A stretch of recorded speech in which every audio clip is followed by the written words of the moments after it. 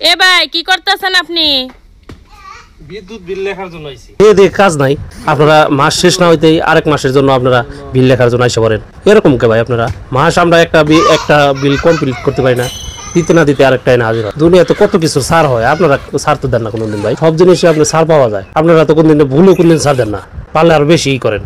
মানুষের ভুলে 10 টাকা 20 টাকা কম লেখে আপনারা বিল, আপনারা কোনদিন গ্রাহকদের বিল 5-10 টাকা কম লেখেন না, পারলে আরো বেশি লেখেন। এরকম কে ভাই? তো আপনারা এরকমই করেন কেন? আমরা প্রাইভেট কোম্পানিতে চাকরি করি, তো আমাদের মনে হয় যে মাস কাটে, মনে হয় যে 40 দিন জায়গা, আমাকে 40 দিন 1 মাস কাটে, আর আপনাকে আপনাদের মনে হয় যে 15 দিনে আপনাকে মাস শেষ হয়ে যায়। এরকম কে ভাই? তাহলে এরকম করলে ভাই সাধারণ গ্রাহকরা কি করবো ভাই? একটু ছাড় দেন ভাই, একটু ছাড় দেওয়া শিখেন। তো মিটার চলেই না, অথচ আপনারা মিটারে বিলই করতেছেন। আমার মিটার চলে, দেখেন তো আপনি মিটার চলে কিনা। মিটার চলে না, আপনারা মাসে মাসে বিল দিতেছেন, বিল লিখতেছেন, আর আমরা দিয়েই যাইতেছি। এরকম কেন ভাই? একটু ভালো হন ভাই, ভালো হন, তাহলে দেশটা ভালো হবে। কারেন্টের লোক কারেন্টের গতিতে আসেন, আর কারেন্টের গতিতে বিল লিখে চলে যান।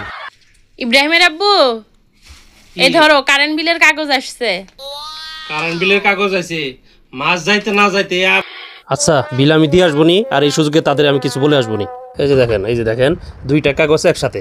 আমি ওই বিলটা আগের বিলটাই দিন, আগের মাসের বিলটা দেওয়ার জন্য প্রস্তুতি নিতেছি, আবার আরেক মাসের বিল চলে আসছে। দেখেন ভাই, কারেন্ট তো থাকেই না, অথচ কারেন্ট বিলের এই যন্ত্রণায় আমরা অতিষ্ঠ হয়ে গেলাম। সাধারণ মানুষ কবে যে একটু স্বস্তি পাবে? এই কারেন্ট বিলের যদি আপনার যে পরিমাপটা, এই ইউনিটের টাকা বিলটা যদি একটু কমে নিত, তাহলে গ্রাহকরা একটু স্বস্তির জীবনযাপন করতো। আমরা এই দেশে জনগণ এই দেশে বসবাস করি, অথচ আমাদের দেশের বিদ্যুৎ উৎপাদন হচ্ছে, গ্যাস উৎপাদন হচ্ছে, সেই বিদ্যুৎটাই এখন আমরা কম দামে পাচ্ছি না। এরকম কেন ভাই? আমরা তো এই দেশের নাগরিক, কারেন্টও তো এই দেশেরই, তাহলে আমরা এই সুযোগটা পাবো না কেন? একটু ভাই স্বস্তির হইতাম যদি এই বিদ্যুৎ বিলটা একটু কম নিত, বা একটু আমাদের সাধ্যের মতো থাকতো। ধন্যবাদ।